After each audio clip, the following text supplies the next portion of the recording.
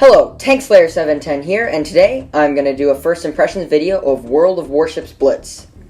So, this is the newest game Wargaming has released on iOS and Android, and it's kind of like World of Tanks, but it's with ships, and World of Warships has been out on PC for a couple years now, though I've never played it personally. So, this is the World of Warships Blitz version. A couple things to note. It has slightly worse graphics than World of Tanks, but this is also the first rendition of it, and it hasn't had any updates, so I'm not very surprised. And I think they did a pretty good job with it overall. The maps, I don't know.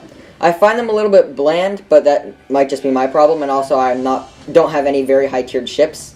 The highest tiered ship I have currently is Tier 3, as you can see from this video right now.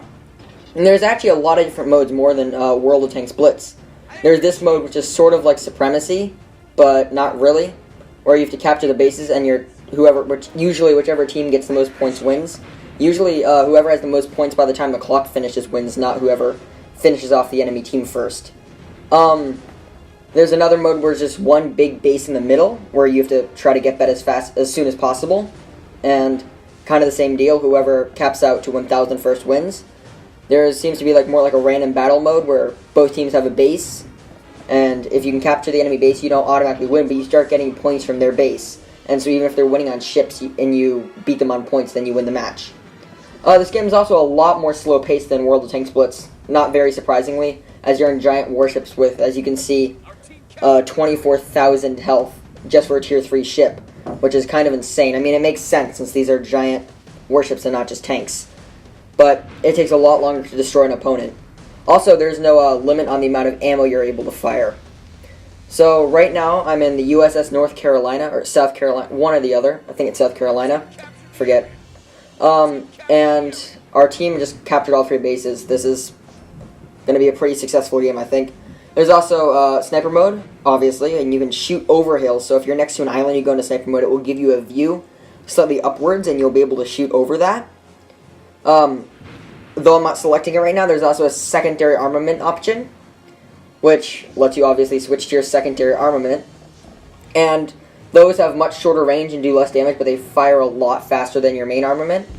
Also, I'm firing AP right now, but if you engage someone like a cruiser or a destroyer, you'll want to fire HE.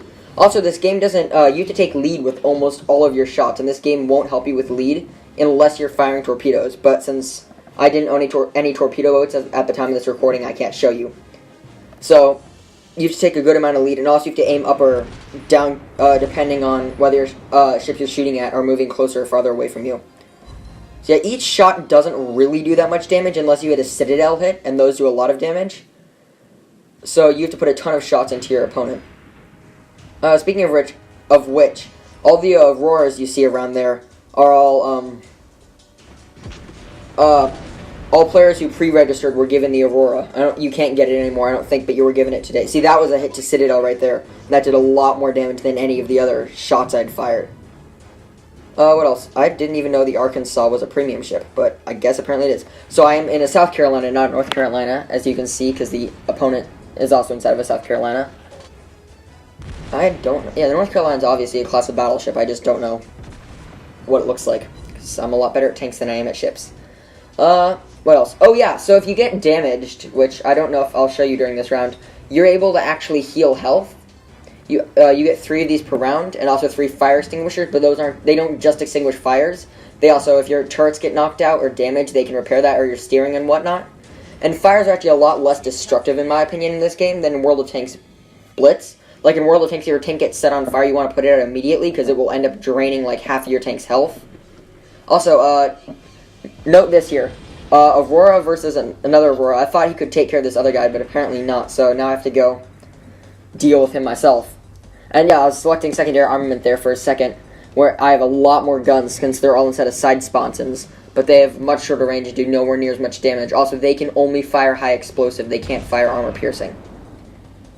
So, yeah, this guy, for some reason, decided to stay perfectly still in front of another Aurora and a South Carolina, because, you know, that's going to work amazingly. Now he's slowly reversing, but it's way too late for this guy, and once my rear turrets traverse over, I'm going to knock him out, and I'm going to load HE up for the next shot, because Auroras don't really have that thick armor, as they're just light cruisers. So, In one salvo, he is going to die. And I'm loading HE for the next salvo, as you can see in a second. But I knocked him out.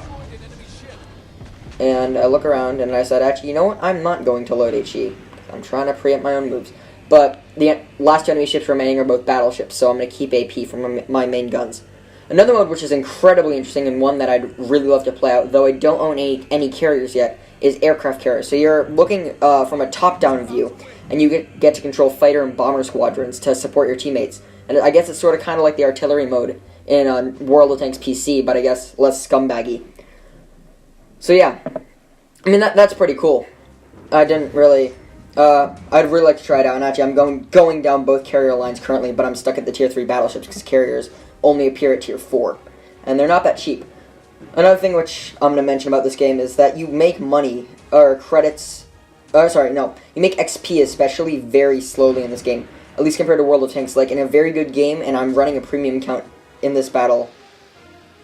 I'm not running a premium account in this battle, my premium account ran out. But even with a premium account, which I was running earlier, you just don't make that many credits. You make like 600,000, that'd be a lot of credits. You make like 600 on a good battle, which really won't, I don't know, maybe it increases a lot more with tiers since I'm still stuck at low tiers, because like some of the higher tier tanks cost 400,000 credits, XP to get, which is incredibly expensive, and if you keep making them at the rate you're making this, that would take insane amounts of time. So yeah, the battle finished. That was a slam dunk. We wrecked them.